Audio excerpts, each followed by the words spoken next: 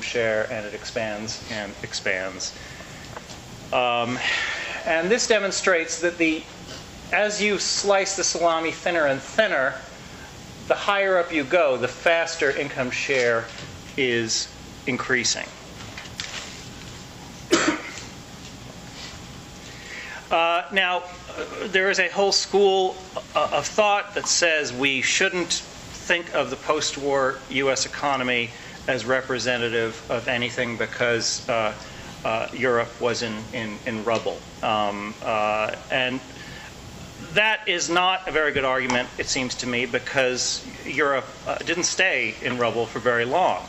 We had this thing called the Marshall Plan, and we had the West German miracle. And it really was miraculous, as you see here. Really, by the 1960s, the West German GDP per capita was more than 70% U.S. GDP per capita. And the source here is some work that Paul Krugman has done on his blog. Now, recessions are bad for rich people. And during the recession, we heard some people argue, well, why are we paying so much attention to income inequality?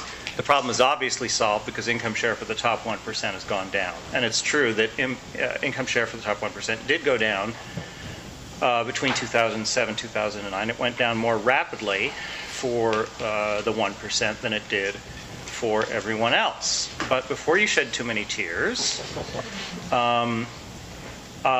this is really astonishing. Between 2009 and 2011, the top 1% rebounded, bottom 99% did not. The shocking statistic you might have heard cited a lot was that as of the start of 2011, the top 1% had captured 93% of the economic recovery.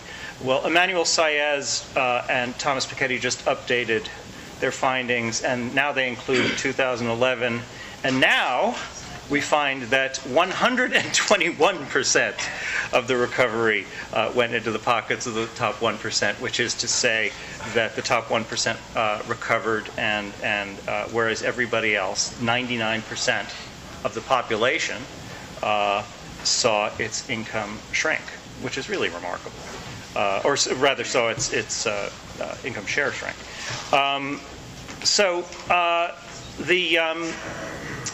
So clearly we have, in effect, two different economies for these two different groups. Now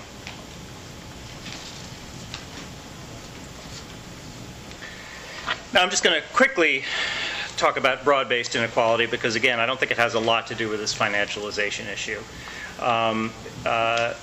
But the odds have been bad for both kinds of inequality.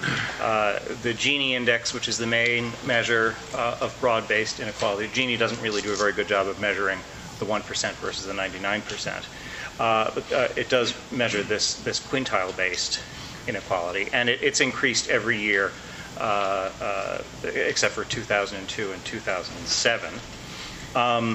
In 2011, which is the most recent year for which we have data, the increase was the biggest single-year rise that we had seen in 2 decades. Median income is down almost 9% since 2000. Now you'll hear some folks quibble that calculation is pre-tax, pre-benefits, and that's true, but